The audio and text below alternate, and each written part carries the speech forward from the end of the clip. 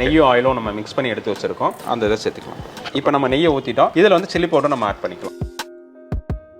3 பச்சை மிளகா போடுறேன். இப்போ ஆனியன் வந்து நல்லா வதங்கிருச்சுன்னா நமக்கு இந்த ஸ்டைலில் வரும்போது தான் புதினா தலை சேர்க்கணும். இப்போ இது நல்லா வதங்கிருச்சுன்னா இப்போ மல்லித்தலை நம்ம ஆட் பண்ணிக்கலாம்.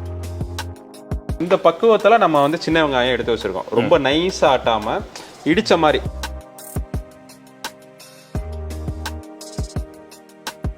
இந்த டைம்ல தக்காளியும் தயிரையும் நம்ம ஆட் பண்ணிக்கணும். இப்போ தக்காளி போட்டோம், தயிர் ஆட் பண்ணிக்கணும். 10 கிராம் பட்டை எடுத்துருக்கணும். இதில் 5 கிராம் இதில் அன்னாசி பொருள் சார். முதல் மசாலாவை அரைச்சிக்கணும். ஒரு வேர்சில் விட்டு நல்லா பொடியாக்கி அரைச்சதுக்கு அப்புறம் அடுத்து தண்ணியை ஊற்றி அரைச்சோம் அப்படின்னம்னா இந்த பக்குவத்தில் நமக்கு கிடைக்கும். கலரே மாறிடுச்சு டோட்டலா. இப்போ வந்து இதில் கறி ஆட் பண்ணிக்கலாம். அதுக்கு முன்னாடி தேவையான அளவு உப்பு போட்டுக்கணும்.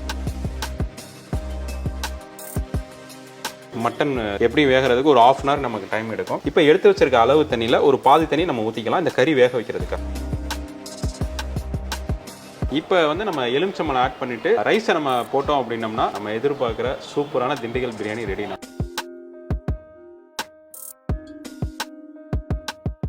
20 நிமிஷம் நம்ம இந்த தம் போட்டோம் அப்படின்னம்னா அப்போ தான் கரெக்டாக இருக்கும். ரொம்ப நல்லா இருக்கு. ரொம்ப ஹாப்பி.